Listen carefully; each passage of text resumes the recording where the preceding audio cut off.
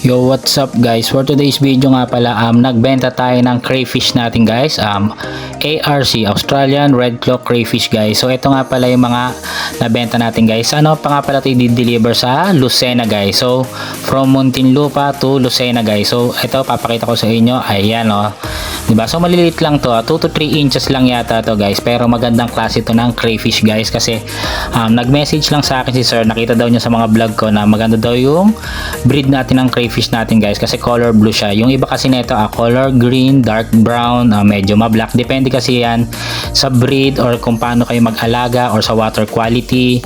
Depende yan guys kung paano sa breeder nyo or kaya yung sa owner guys. So ayan, so maganda yung mga inirelease natin sa kanya. Ito, trio to guys, ayan.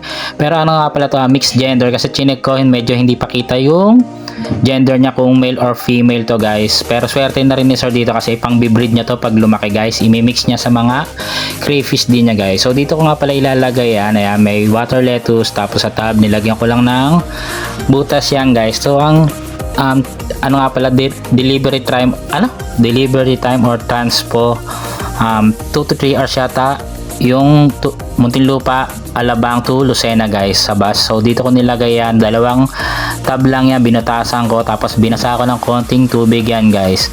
Tapos wala nga pala akong malagyan ng ice box. So meron ako ditong box dito, nilagay ko na lang box yan, nirap ko na lang ng bubble wrap tapos fragile.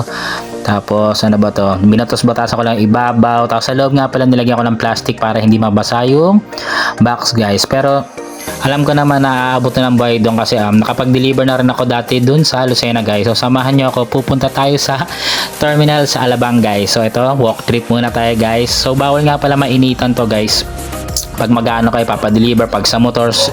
So dapat medyo morning kayo magpa-deliver para hindi tamaan ng mainit na araw. So nag-jeep nga pala tayo papunta ng Alabang guys. So ayan, medyo ma-traffic dito. Pero ayan, safe naman yan. Nilagay ko sa eco bag dito yan, tinabi natin, di ba? So yung iba pinapalalamove ko dati tapos pick up, yung iba meet up guys.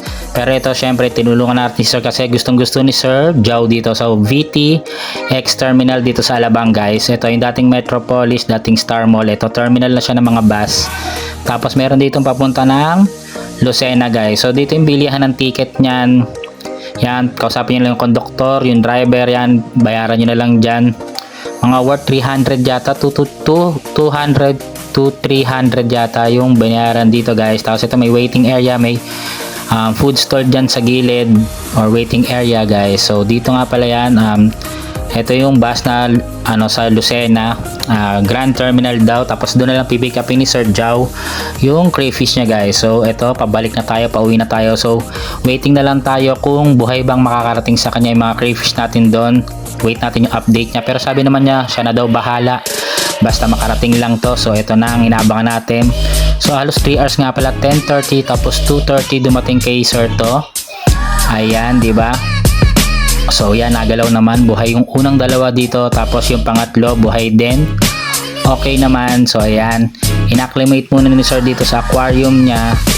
O diba yan, angas, diba? Buhay yung mga crayfish natin kasi depende rin naman yan sa pagka-breed or pag-handle nyo, diba? So si Sir na bahala dyan, sana mabuharami niya, mabubuhay niya kasi maganda yan. Pansinin nyo yung quality na ito, diba? Blue yan, tapos pansinin nyo yung ibang crayfish. Ito, yung blue sa atin, yung color blue na crayfish dyan, pero ARC rin yan guys. Tapos meron siya, nabili daw niya medyo mag-green.